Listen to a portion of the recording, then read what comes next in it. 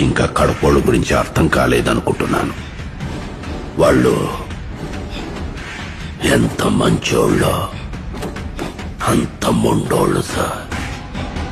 ఒక్కసారి శత్రు మీద ప్రతీకారం తీర్చుకోవాలి అని నిర్ణయించుకున్నాక వాళ్ళు నాశనమైపోతారు అని తెలిసిన శత్రువుకి తల వంచరు సార్.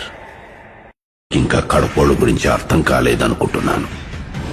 వాళ్ళు ఎంత మంచోళ్ళో అంత మొండోళ్ళు సార్.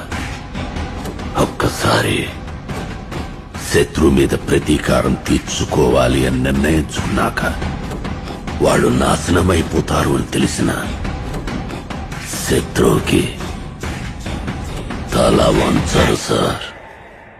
ఇంకా కడపోళ్ళ గురించి అర్థం కాలేదనుకుంటున్నాను. వాళ్ళు ఎంత మంచోళ్ళో అంత మొండోళ్ళు సార్. ఒక్కసారి